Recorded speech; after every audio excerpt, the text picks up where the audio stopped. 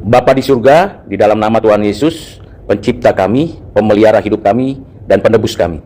Kami sungguh bersyukur atas segala kebaikan-Mu, belas kasihan-Mu, dan pimpinan-Mu. Kami percaya bahwa Tuhan senantiasa menopang, menolong, dan memberkati kami. Kiranya dengan firman yang kami akan bacakan, dengarkan, dan kami mau renungkan bersama, Engkau memateraikannya di dalam hati pikiran kami, dan Roh Kudus memampukannya untuk kami menjadi pelaku firman. Berkati kami, pimpin dan sertai. Hamba-Mu yang terbatas, Engkau beri hikmat dan kuasa ketika menyampaikan penjelasan dari firman-Mu. Berkat-Mu atas kami ya Bapa, di dalam nama Tuhan Yesus. Kami berdoa, kami bersyukur. Amin. Saya kembali membacakan surat 1 Yohanes pasal 2 ayat 1 sampai dengan ayat yang ke-11. Dengan terjemahan yang kedua, TB2. Anak-anakku, hal-hal ini kutuliskan kepada kamu, supaya kamu jangan berbuat dosa. Namun, jika seseorang berbuat dosa, kita mempunyai seorang pengantara kepada Bapa, yaitu Yesus Kristus yang adil. Dialah pendamaian untuk segala dosa kita, dan bukan untuk dosa kita saja, tetapi juga untuk dosa seluruh dunia. Inilah tandanya kita mengenal Allah, yaitu jikalau kita menuruti perintah-perintahnya. Siapa yang berkata, aku mengenal Dia, tetapi ia tidak menuruti perintahnya, ia adalah seorang pendusta, dan di dalamnya tidak ada kebenaran. Namun siapa yang menuruti firman-Nya, di dalam orang itu sungguh sudah sempurna kasih Allah. Dengan itulah kita ketahui bahwa kita ada di dalam Dia. Siapa yang mengatakan bahwa ia tinggal di dalam Dia, ia wajib hidup sama seperti Kristus telah hidup. Saudara-saudara yang terkasih, bukan perintah baru yang kutuliskan kepada kamu, melainkan perintah lama yang kamu miliki sejak semula. Perintah lama itu ialah firman yang telah kamu dengar. Namun, kutuliskan kepada kamu perintah baru juga, yang benar di dalam Dia dan di dalam kamu. Sebab kegelapan sedang lenyap dan terang yang benar telah bercahaya. Siapa yang berkata bahwa ia ada di dalam terang, tetapi ia membenci saudaranya, ia ada di dalam kegelapan sampai sekarang. Siapa yang mengasihi saudaranya, ia tetap tinggal di dalam terang, dan di dalam Dia tidak ada penyesatan. Namun, siapa yang membenci saudaranya, ia ada di dalam kegelapan dan hidup di dalam kegelapan. Ia tidak tahu kemana ia pergi, karena kegelapan itu telah membutakan matanya. Berbahagialah kita yang mengerti firman Tuhan ini dan menjadi pelaku firman Tuhan. Hal yang penting dan yang perlu saya bagikan untuk ibu bapak sekalian adalah kata anak-anakku. Ini adalah sebuah upaya pastoral dari seorang rasul yang terakhir hidup pada generasi kedua. Rasul-rasul lain sudah meninggal dunia. Ada yang dipancung, ada yang disalibkan terbalik, ada yang dibakar, dan sebagainya. Tapi Rasul Yohanes yang berada di Efesus memberikan satu penggembalaan pastoral. Itu sebabnya kata anak-anakku ini menjadi hal yang sangat penting. Kata anak-anakku ini bukan menunjuk kepada umur atau genealogi, tapi ini menunjuk kepada kedekatan seorang bapak rohani kepada anak-anak rohani. Suatu devosi yang mendalam ketika kita mendapatkan satu sapaan yang begitu dekat, karena panggilannya anak-anakku. Sehingga nasihat-nasihat sebagai bapak rohani bagi jemaat, mungkin saja jemaat waktu itu ada yang sudah umurnya lebih tua dari Rasul Yohanes, dan bisa saja tidak ada anak-anak secara genealogi, itu adalah anak-anaknya Rasul Yohanes. Tetapi sebagai bapak rohani di tengah-tengah umat Tuhan, dia menyapanya dengan panggilan anak. Apa nasihatnya? Nasihat ini penting. Ketika saya masih kecil, nenek saya yang memberi nasihat kepada saya. Kakek saya memberi nasihat kepada saya. Nasihatnya tentu membangun, memperlengkapi, dan menyediakan diri untuk diperlengkapi, dibentuk di masa depan, karena tantangannya jauh lebih sulit, lebih sukar. Rasul Yohanes yang tentu sudah melewati 2 generasi dan sedang menghadapinya. Generasi pertama sudah berakhir dengan banyak penganiayaan, dan generasi kedua sedang berhadapan dengan penganiayaan yang lebih berat dan menuju kepada generasi yang ketiga. Maka nasihat sebagai seorang bapak rohani ini menjadi penting. Apa nasihatnya? Nasihat yang pertama adalah berkaitan dengan pengenalan akan siapa Kristus. Nasihat ini kepada orang Kristen, bukan kepada orang yang bukan Kristen. Nasihat ini ditujukan kepada orang-orang yang sudah di dalam Kristus. Nasihat ini berkaitan dengan apa? Dengan dosa. Sehingga ini adalah suatu teguran seorang bapa kepada anaknya yang bisa jadi masih berdosa, atau sedang berbuat dosa, atau akan berdosa. Maka nasihat ini menjadi relevan juga bagi kita. Dosa jangan dipelihara, jangan dibiarkan, jangan disimpan, tapi diselesaikan. Ini terkait dengan apa yang dituliskan di dalam pasal 1 ayat 9 yang dituliskan demikian, jika kita mengaku dosa kita, Ia setia dan adil sehingga Ia akan mengampuni segala dosa kita dan menyucikan kita dari segala kejahatan. Pengakuan dosa tidak perlu ditampilkan di depan banyak jemaat, bahkan tidak perlu diceritakan kepada orang lain. Yang perlu adalah disampaikan kepada Tuhan dengan tulus dan punya keinginan untuk bertobat. Satu komitmen untuk tidak lagi melakukan dosa, sehingga nasihat ini menjadi relevan bagi kita. Apa yang perlu diketahui?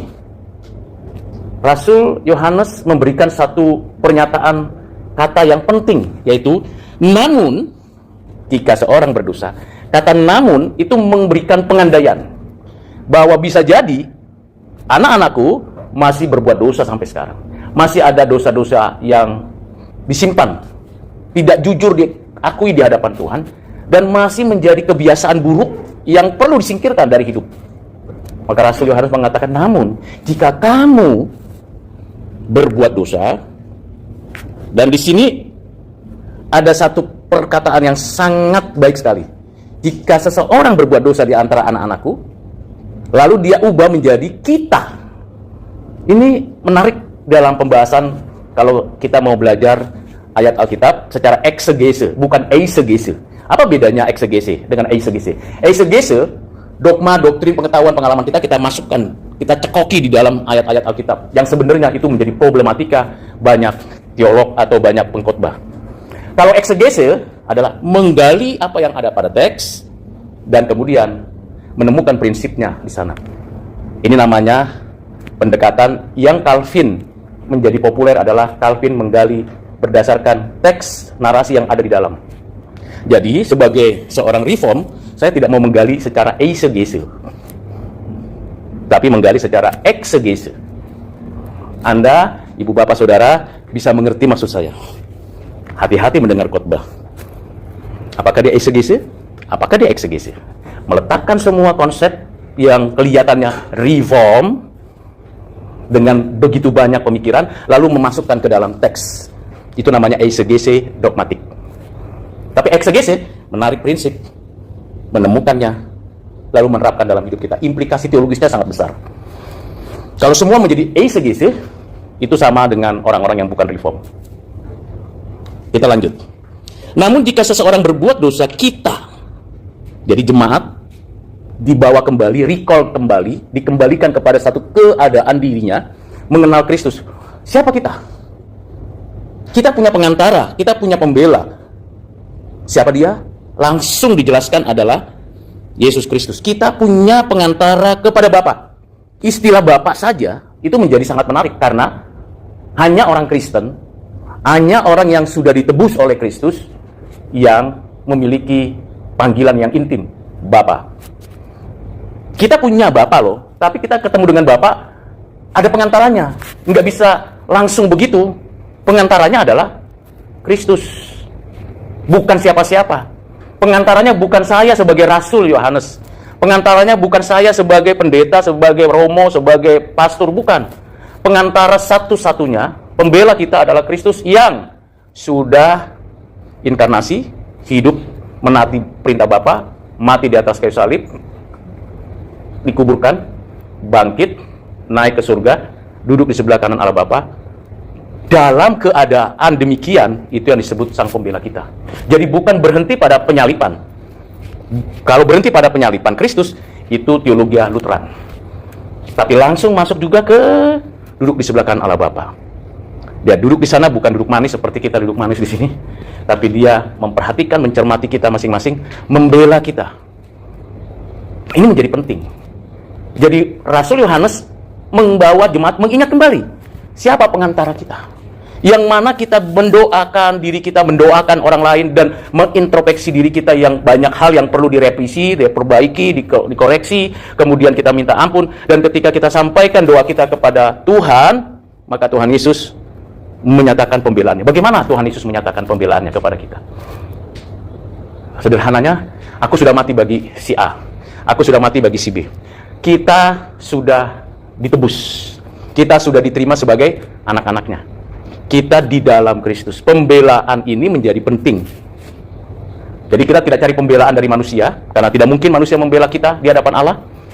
Kita tidak mungkin mencari pembela dari petinggi-petinggi rohani, tidak. Kita minta pembela kita, yaitu Tuhan Yesus Kristus. Panggil dan sebut namanya senantiasa, dan melaluinya kita akan bisa ke sana. Dan puji Tuhan, Rasul Yohanes meneruskan lagi di ayat yang kedua. Dialah pendamaian untuk segala dosa kita. Bukan sebagian-sebagian, bukan dosa yang ini saja, tidak, segala. Ada banyak dosa kita, ada banyak kebiasaan buruk kita, ada banyak pemberontakan kepada kita. Segalanya itu sudah didamaikan. Tetapi bukan berarti kita sesuka hati berbuat dosa. Karena di ayat pertama dikatakan, hal-hal ini kutuliskan kepada kamu supaya kamu jangan berbuat dosa. Namun, kata namun itu menjadi lompatan pemikiran supaya kita tahu kita jangan lagi berbuat dosa. Kalau berbuat dosa, rujuk kepada 1 Yohanes 1 ayat 9. Dan kita sudah mendapat pendamaian. Ketika kita datang kepada Tuhan, Tuhan, aku berdosa. Baru saja saya berbohong kepada teman saya tentang pekerjaan. Ketika ditanya teman saya, sudah selesai kerjamu? Sudah, padahal belum sama sekali. Saya baru berdosa. Ampuni aku, Tuhan. Pada saat pengampunan itu terjadi, berarti pada saat itu sudah ada pendamaian di sana. Jadi terhisapnya kita pada Kristus, dan pendamaian itu bersifat kekal. Artinya itu berlangsung untuk sepanjang historisitas kemanusiaan kita. Pendamaian Kristus yang secara historis kita tahu tanggal atau bulan atau tahun sekitar 33,5 tahun Masehi misalnya, karena dia naik ke atas. Pendamaian Kristus tidak berlaku hanya pada konteks itu, tapi pendamaian itu bersifat lintas waktu dan lintas ruang. Sehingga tidak perlu lagi dan tidak boleh lagi ada kematian Yesus yang kedua kali. Jadi satu kali, dan itu untuk selamanya. Pendamaian. Kalau di dalam perjanjian lama, pendamaian itu berulang kali. Saya berdosa, saya potong apa ya? Tekukur. Saya berdosa, saya potong apa ya? Saya potong domba. Berulang-ulang, berkali-kali. Berjumpa dengan para imam, dan para imam melakukan ritualnya dan berjumpa dengan Tuhan, memohon pengampunan. Berulang-ulang. Tapi pendamaian Kristus satu kali untuk selamanya. Jadi keimaman Yesus di sini sungguh menjadi satu kekuatan. Keimaman Yesus. Kalau imam-imam di dalam perjanjian lama adalah imam-imam yang memperdamaikan umat dengan Tuhan berulang-ulang, dan imam juga diganti karena imamnya juga nanti ada meninggalnya, dan imam sendiri pun perlu diperdamaikan dengan Tuhannya. Jadi bergantian antar para imam untuk saling melayani dan supaya diperdamaikan dengan Tuhan. Tetapi Kristus satu kali dan tidak tergantikan dan tidak mungkin digantikan, dan dia bukan hanya di dalam historis tapi juga di dalam kekekalan. Ini yang perlu di-recall kembali kepada jemaat. Namun kalau kita berdosa, remember me, kata Tuhan. Ingatlah, ada pengantara kita yang mendamaikan kita. Kan enak ya kalau ada bapak rohani mengingatkan, ayo kita berdoa. Kamu dosa apa? Yuk kita berdoa kepada Tuhan. Jarang saya temukan bapak rohani lagi. Bapak rohani saya waktu di kampus dulu, everyday datang ke tempat kos saya. Everyday mengajarkan firman, saya bisa cerita, saya bisa curhat. Di gereja hampir jarang. Mau gereja besar, mau gereja kecil. Karena pendeta terlalu sibuk dengan program-program gereja. Menggembalakan jemaatnya kurang, memberi nutrisi yang tepat. Akhirnya terjadi seperti itu. Apa yang perlu kita lakukan adalah kita menggembalakan sesama kita saja. Curhat, cerita, minta sama Tuhan pengampunan. Bukan minta sama orang itu, wah kalau Pak Rudi yang berdoa pasti lebih bagus gitu. Enggak. Siapapun bisa berdoa karena kita umat Tuhan dan kita bisa langsung kepada Kristus. Jadi kita tidak perlu antara lain. Karena pendamaian itu bersifat satu kali kekal. Hal yang kedua yang saya mau angkat adalah bicara tentang mengenal Allah. Mengenal Allah. Di ayat 3 inilah tandanya kita mengenal Allah. Ada lompatan di sana di ayat 2. Di ayat 2 bicara tentang pendamaian. Lalu ayat 3 inilah tandanya kita mengenal Allah. Bisa lihat perbedaannya?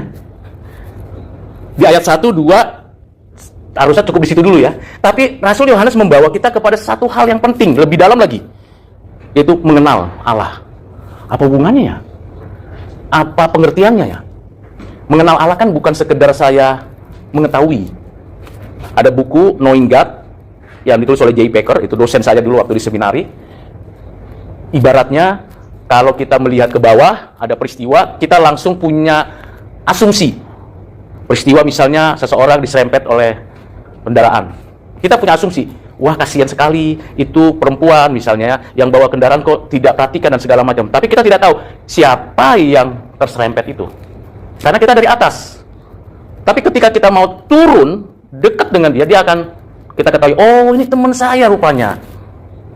Segera kita sibuk hubungi sana, hubungi sini untuk bisa menangani teman kita yang terserempet ini. Kedekatan itu yang membuat terjadi sebuah pengertian bahwa saya kenal. Tapi kalau saya hanya di atas, saya hanya tahu. Itu ilustrasi yang bisa disampaikan oleh J. Packer. Silakan beli bukunya ya. Bahasa Indonesia sudah ada. Tapi kalau bisa bahasa Inggrisnya lebih bagus karena lebih ada istilah-istilah yang lebih dekat dengan penjelasan ilustrasi itu. Apa hubungan yang punya pengertian pengantara dan pendamai itu dengan pengenalan Tuhan? Ini kan membawa kita kepada kedalaman relasi, kedekatan relasi dengan Tuhan. Jadi kalau kita makin sadar siapa Kristus sebagai pengantara dan pendamai kita, seharusnya dan sewajarnya, kata Rasul Yohanes kepada anak-anak rohaninya, kita mengenal Dia. Kita dekat dengan Dia. Seorang anak itu kalau ada problem, jangan langsung dimarah-marahi. Jangan langsung jari kita itu langsung mengarah ke dia. Hal yang paling penting apa? Ini sedikit alegori. Yaitu memeluknya, merangkulnya, membawanya kepada pelukan orang tuanya, lalu memberi nasihat.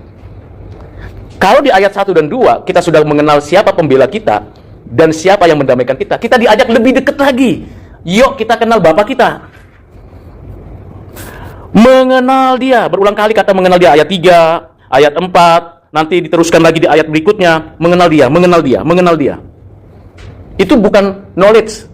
Ibu bapak bisa belajar teologi sekarang secara gratis melalui internet. Ibu bapak bisa secara gratis bertanya tentang apapun dari ChatGPT, dari AI, baik yang gratis maupun yang bayar. Ibu bapak bisa sekarang download semua khotbah-khotbah dan dengar YouTube. Tapi pertanyaannya itu berhenti pada tataran kognitif. Bisa jadi alat untuk perdebatan. Tapi mengenal Dia itu tidak di situ. Ada interpersonal relationship dengan Dia, Sang Khalik, yang kita tiap minggu menyatakan credo. Aku percaya kepada Allah Bapa Khalik langit dan bumi, dan kepada Yesus Kristus. Aku percaya kepada Roh Kudus. Kita mengaku iman kita. Tidak hanya hafalan, tapi mengenal dekat. Pernah ibu bapak curhat dengan bapak di rumah? Masih ada orang tua? Kalau saya sudah nggak ada lagi. Orang tua saya sudah dipanggil Tuhan. Tapi satu ketika saya menjelang wisuda S1, saya telepon, Pak, aku mau wisuda. Siapa yang datang? Karena kalau dua-duanya datang, budget dong. Udah, bapak aja yang datang. Jadi sebelum wisuda kita tuh keliling dulu, diajak orang. Nah, kita ngomong cerita. Waktu cerita, jelaskan. Momen itu menjadi momen yang sangat berkesan bagi saya karena belum sedekat itu dulu.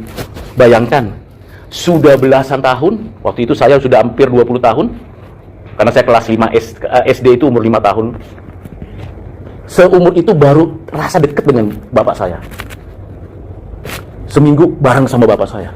Naik bis, jalan ke keluarga, tidur bersama di tempat penginapan, begitu. Cerita macam-macam dari pengalaman dia, rasanya deket. Dan sejak itu saya merasa, oh ini tuh yang deket dengan bapak, ada bapak, betul-betul deket, mengenal dia. Selama ini nggak kenal, tahu bahwa ini bapakku gitu. Saya bisa panggil dia bapak, ayah, father, daddy, tapi nggak deket.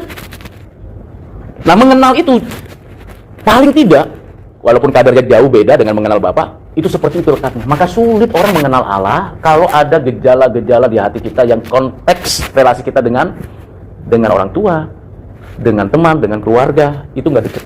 Sulit. Nanti diberikan referensi nih, kalau kita mengenal, apa yang terjadi? Mengasihi. Kalau kita dekat, kalau kita akrab, kalau kita intim, tahu isi hatinya Bapa, tahu isi hatinya Dia. Apa sih isi hatinya Tuhan untuk kita? Alkitab. Kita baca, kita pelajari. Kalau kita tadi menyanyikan bagai Raja Wali, benar. Seperti itu kita dibawa kepak sayapnya. Jangan-jangan Dia ke sana, kita terbang ke sini. You punya rencana, aku punya rencana.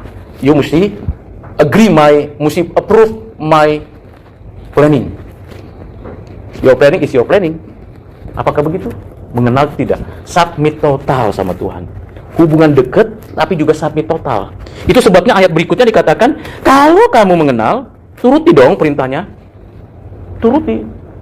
Maka ketika saya bercengkrama, saya lanjutkan cerita dengan bapak saya. Lalu diajarkan satu lagu, sebenarnya lagunya sederhana. Kemana kamu setelah mati? Saya juga kaget. Saya kan baru mau lulus ini wisuda. Kenapa diajarin nanya? Kalau bahasa daerahnya, tu dia hodung mateho. Kalau bahasa Indonesianya apa? Kemana kamu kalau sudah mati? Ini bapak aneh ya. Kok nanyanya ngajari lagu itu? Dan lagu itu masih saya ingat sampai sekarang. Di satu bis, kami berdua diajarin saya nyanyi lagu itu. Dan saya masih ingat lagu itu. Kemana kamu setelah meninggal? Wow. Baru 2005 dia meninggal. Lagu itu diberikan kepada saya tahun 91. Jadi pertanyaannya, selama itu saya diberi kesempatan makin kenal bapak saya. Ibu bapak, saudara, sudah kenal Tuhan? Taati perintah Tuhan, submit total. Luar biasa ya, cara Rasul Yohanes memberikan semacam rangkulan. Ayo, kamu kenal kan? Taati. Bagaimana membuktikan taatinya? Dengan kasih. Kita tidak bisa menaati dengan otoritas kemampuan kita. Kita bukan legalisme. Taati dengan kasih. Kamu ini ya udahlah. Habis kalau enggak nanti kena SP1, SP2, SP3. Enggak. Kalau kita menaati dengan kasih perintah Tuhan, disitulah identitas kehidupan rohani kita. Taati dengan kasih. Kalau ikut chapel, ya sudah harus ceklok, harus duduk manis, nggak boleh pegang handphone, harus diam. Dengan kasih atau enggak, ibu bapak? Ya, introspeksi diri masing-masing. Kembali ke ayat 1. Apa katanya? Jangan berbuat dosa. Lembut loh. Saya senang tulisan-tulisan Rasul Yohanes ini, pemikir, mendalam, dan setiap kata itu dinyatakan dengan begitu mendasar. Aku mengenalmu, taati. Taatinya apa? Dengan kasih, bukan dengan kekuatan sendiri. Jalan serta Yesus dengan kasih. Taati, trust and obey dengan kasih. Kalau kita mengasihi, maka kita di dalam Dia. Di ayat 5 dikatakan, namun siapa yang menuruti firman-Nya, di dalam orang itu sungguh sudah sempurna kasih Allah. Pertanyaannya sederhana. Kepada saya refleksikan, sudahkah sempurna kasih Allah dalam hidupku? Sudahkah saya hidup seperti Yesus hidup? Inkarnasi, karena begitu besar kasih Allah akan dunia ini sehingga Ia mengaruniakan anaknya tunggal supaya setiap orang yang percaya kepadanya tidak binasa melainkan beroleh hidup yang kekal. Itu artinya apa? Dia menyerahkan nyawanya. Dia memberikan anaknya jadi manusia di tengah orang berdosa. Berarti kalau hidup seperti Yesus, bukan rambutnya panjang berkeriting, lalu pakai jubah, lalu nggak pakai sepatu seperti kita ini yang bagus-bagus sepatunya. Bukan itu yang yang ditiru. Wah, kalau saya mau hidup seperti Yesus, berarti kalau misalnya andai kata istri saya belum melahirkan ini, kira-kira tahun 1987 belum melahirkan istri saya, misalnya, saya cari tempat kandang domba supaya dia melahirkan di situ. Ya, bukan begitu, itu namanya konyol. Ya nggak begitu kan? Saya tanya, ada kandang domba Pak? Nggak ada. Waduh, cari lagi kandang domba. Kenapa? Istri saya mau melahirkan, saya mau ikut seperti Yesus. Wah, kacau kalau begitu. Bukan itunya, tapi karakternya, cara pandangnya, cara hidupnya, dia melayani. Mau ibu bapak? Jadi lihat, dibawanya kita bukan pada hal yang negatif. Kamu mengaku dosa, oke, ada pendamaian. Tapi lebih dalam lagi, orang Kristen lebih dalam lagi adalah hidup sempurna dalam kasih. Kasih agape. Bukan kasih eros yang ingin menguasai dan menaklukkan. Bukan kasih storge yang memberikan kepada kita karena kita itu ya berkeluarga, bersaudara. Bukan kasih filia, kasih persahabatan, tapi kasih agape. Kasih yang rela berkorban. Kalau ada teman susah, datengin, doakan. Berapa rupiah kurang, tambahkan. Tapi jangan sampai hutang gara-gara itu. Yang ada padamu yang kamu berikan. Saya pernah terjebak karena begitu saya menaati legalitas tentang kasih, ada keluarga yang kesusahan, saya sampai hutang. Akhirnya saya kasih ke situ. Tapi saya sendiri stres setelah itu. Gimana bayarnya? Itu namanya bukan kasih, itu namanya engkau berbuat dosa lagi, menjerat apa yang ada padamu. Nah ini perlu. Jadi menolong orang atau mengasihi seseorang, kapasitas kita berapa? Ya kalau 5 kasih 5, jangan kalau kita 5 supaya orang lihat kita, wah Rudy itu orangnya baik loh, apa saja diminta pasti dikasih. Problem sudah pasti problem. Ya kan, apapun diminta dikasih. Akibatnya apa? Kita tampil seperti orang yang di atas itu ada lampu-lampu gitu ya. Orang suci jalan itu kayak gak napak gitu di bumi. Wah, nggak begitu realistis. Kita makin hari progresif kasih. Jalani aja, perlahan aja, nggak usah buru-buru. Kita juga perlu berhikmat ketika memberi, melayani dan mengasihi. Jangan serta-merta langsung, oh ya perintah Tuhan mengasihi. Jikalau saudaramu memerlukan ini, kasih. But problemnya adalah kita merasa diri jadi Tuhan, playing God. Be careful. Di sini dikatakan, namun siapa yang menuruti firman-Nya di dalam orang itu sungguh sudah sempurna, katalah. Dengan itulah kita katakan bahwa kita ada di dalam Dia. Dengan itulah kita belum sempurna. Progressive sanctification. Terus menerus. Hal yang kedua, ayat 7 sampai ayat 11, Rasul Yohanes mengubah panggilannya. Menarik ya.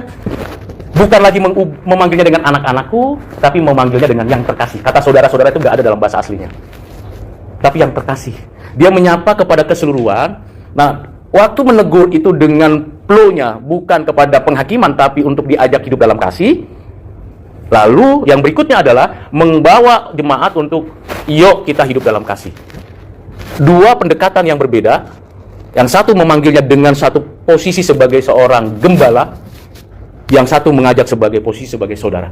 Saudaraku atau yang terkasih, mengasihilah. Bukan perintah baru, karena sudah pernah ada, sudah pernah didengarkan, sudah pernah dipelajari, sudah pernah diketahui. Sekarang yuk kita teruskan. Apa bedanya? Bedanya kita sekarang sudah bisa menjalankan itu karena di dalam Kristus, di atas. Di dalam Kristus kita sudah kenal dan kita sudah dipenuhi dengan kasih. Kalau orang Kristen sudah dipenuhi dengan kasih, maka tidak akan ada sikap, sifat untuk membenci. Nggak ada. Masih ada yang dibenci ibu bapak? Masih ada? Sistem dunia ini masih dibenci nggak? Ibu bapak mau dibenci sistem dunia nggak? Benci setan nggak? Benci orang kejahatan nggak? Kalau nggak benci kejahatan, nggak benci sistem dunia, berarti mencintai mereka. Kita harus benci kejahatan, tapi jangan benci orang. Dan ini dikaitkan dengan saudara seiman. Jangan benci saudara seiman. Beda denominasi, beda pelang gerejanya, tapi kalau di dalam Kristus, orang itu di dalam Kristus, dengan pendekatan teologi yang berbeda, mungkin bukan reform seperti saya tidak akan pernah mau mengatakan aku benci sama kamu karena kamu bukan reform. Itu bukan Kristen. Itu jelas dia tidak mengenal Allah. Jauh dari orang Kristen. KTP-nya aja. Syukurnya di KTP kita tidak ada tulisan Kristen apa kamu? Kristen Reform, Kristen Pentakosta, Kristen Karismatik, Kristen apalagi ya, Metodis, macam-macam. Kenapa? Karena memang bukan itu yang penting. Ada orang yang Reform tapi nggak di dalam kekristenan yang benar. Ada orang karismatik yang betul-betul Reform. Kenapa bisa begitu? Contoh saya kritik sedikit. Kalau kita Reform lagunya nggak seperti tadi, dua lagu itu. Tapi apakah saya salah ketika saya menyanyikan bersama saudara seiman yang lain? Apakah saya benci? Harusnya nggak begini lagunya, harusnya from glory to glory is changing me. Harusnya itu dong. Dibawa ke paksa ya. Mungkin kita tahu dari gereja mana itu. Tapi apakah saya kesal? Apakah saya merasa diri itu bukan Kristen? No. Mengasihi itu perlu kembali kepada asal mulanya. Siapa? Allah. Kalau kita dikritisi, kalau kita direvisi, kita diperbaiki, puji Tuhan, jangan benci. Itu maksudnya Rasul Yohanes. Kalau kamu mengasihi saudaramu, jangan benci saudaramu. Beda itu biasa, tapi yang nggak biasa adalah langsung menyingkirkan. Kita bisa kasih teguran, kita kasih koreksi, kita kasih perbaikan, tapi kita juga balik dong, kita juga boleh dong direvisi, diperbaiki. Jadi saling mengasihi. Karena di sini Rasul Yohanes mengatakan yang terkasih. Dia tidak menempatkan diri sebagai bapak rohani, dia menempatkan diri sebagai saudara, brother. Kalau dalam terjemahan King James dituliskan my friend. Wah enak ya, my friend. Sapaan yang mendekat. Mari kita mengasihi saudara kita. Benar-benar kita kasihi. Ada banyak kesempatan kita mengasihi saudara kita. Ada banyak kesempatan. Nggak perlu Kalau dulu di gereja saya itu namanya di tiktikton, diwartakan. Sudah diterima sekian juta untuk si Polan gitu ya. Itu ditaruh di warta, tidak perlu begitu. Kalaupun begitu ya itu keuangan, laporan keuangan. Tapi kita mengasihi bukan hanya uang, waktu, tenaga, pikiran, bahkan mendengar curhat orang aja itu menjadi sesuatu yang sangat penting. Udah capek, udah lelah, tiba-tiba ada teman, Ruth, aku mau cerita lah. Ini mau cerita, ya ampun. Aku tahu nggak, aku sendiri sudah punya banyak masalah nih, ada banyak pekerjaan. Aku mau cerita. Begini loh, panjang, lebar sampai setengah jam, 45, 1 jam, 2 jam. Udah, gitu aja. Iya, dia bisa berdoa, gitu dong. Pernah begitu Ibu Bapak? Itu real, konkret. Enggak banyak macam-macam. Lalu dalam doa kita bilang, Tuhan, saya sudah dengar ceritanya, Engkau juga pasti sudah dengar ceritanya. Minta tolong Tuhan, Engkau nyatakan kasih-Mu kepadanya. Seperti Engkau mengasihiku, dengan sabar aku dengar orang ini cerita. Gitu. Mau Ibu Bapak? Praktek ya? Praktek. Jangan cuma kalau orang zaman politik sekarang namanya omon-omon, nggak boleh omon-omon aja. Ya, kita praktek bergandengan tangan, membangun kerajaan Tuhan ini dengan kasih. Ingat ya kata kuncinya tadi, menaati Tuhan dengan kasih, dan hidup dengan saudara seiman dengan kasih, dan menjadi saksi Kristus di tengah-tengah dunia dengan kasih. Jadi kata kuncinya love. Kalau mencintai Tuhan, nggak berdosa lagi dong, taati Tuhan. Kalau mencintai sama, jangan benci ya. Kalau mencintai orang lain, dengan beritakan kabar kasih itu. Kiranya Tuhan menolong kita, Tuhan memberkati kita. Mari kita berdoa. Kami bersyukur ada firman yang memimpin kami, mencerahkan kami, memberi pengertian kepada kami. Kami bersyukur bahwa Engkau memberi anugerah secara khusus, secara spesial, memiliki pengantara dan pendamai bagi hidup kami. Kami mohon, biar itu melekat di hati kami. Kami bersyukur karena Engkau menarik kami mengenal-Mu ya Allah, dan kami memanggil-Mu Bapa kami. Terima kasih. Penuhilah setiap kami dengan kasih-Mu, supaya kami mengasihi-Mu, mengasihi sesama kami, mengasihi sesama saudara orang percaya. Penuhi kami sebagai orang-orang Kristen yang membangun persaudaraan di dalam Kristus dan menyatakan kasih itu dengan kebenaran dan kebenaran di dalam terang-Mu. Ya Bapa, kami mohon biarlah firman ini benar-benar bisa kami lakukan dengan kuat kuasa Roh-Mu, dan roh kasih itulah yang memampukan kami mengerjakannya. Inilah doa kami ya Bapa, kami sampaikan di dalam nama-Mu Tuhan Yesus Kristus, perantara kami satu-satunya. Amin.